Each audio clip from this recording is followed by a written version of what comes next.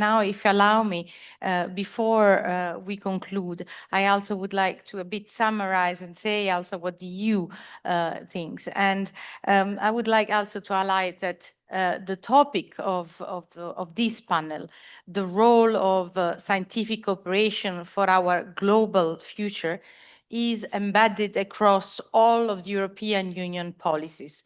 The challenges our planet faces from security, global health, energy, digital transformation cannot be addressed by any one nation alone.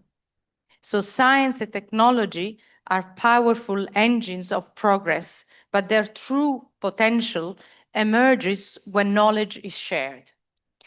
The EU approach, the European Union approach to international collaboration is grounded in openness, responsibility, and partnership. And through flagship programs that I'm sure you've heard a lot about, Horizon Europe, researcher and innovation worldwide come together to deliver solutions that can benefit society.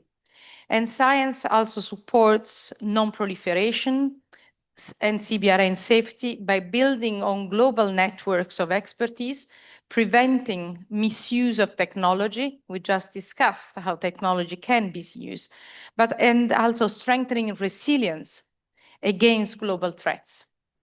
And equally important is also the European Union commitment to responsible science. And this is an example is ISTC, ensuring research is ethical, transparent, and conducted solely and only for peaceful purposes.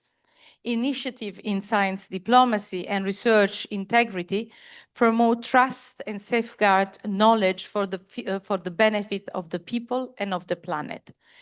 Science may appear competitive, but in reality has to be seen as a bridge.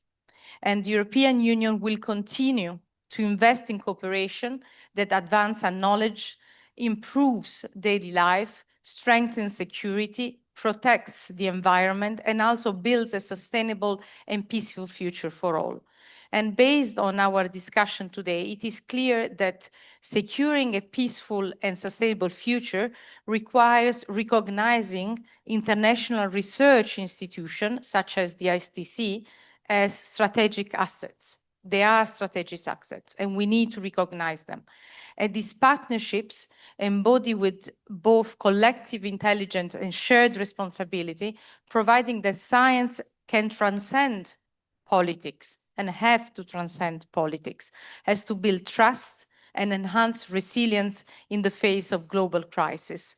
And we as the European Union also, we call on governments, on international organizations, on industry to act strongly. Increased investment in cross-border science and technology initiative will amplify breakthroughs that no single nation can achieve alone. So joint mission in areas such as energy, health, security, digitalization, the environment will benefit all humanity. And science diplomacy must be leveraged as a tool for dialogue, partnership, and peace. And by replicating successful models of cooperation, as we have seen today by the presentation of our panelists, with Tajikistan, with Georgia, with Armenia, and the award that we have seen today, we can extend trust-building frameworks to more regions, ensuring science continues to serve as unifying force. We have to see science as unifying force. And finally, we must empower the next generation. Equipping young researchers with the skills, networks, and opportunity to innovate globally is essential for competitiveness, for security, and sustainable solution. We need their creativity. We need their ethical commitment that will shape the future of our planet, which we urgently need. And together, I think that we should treat international scientific cooperation and collaboration not as an optional, but as vital to the survival and prosperity of our world.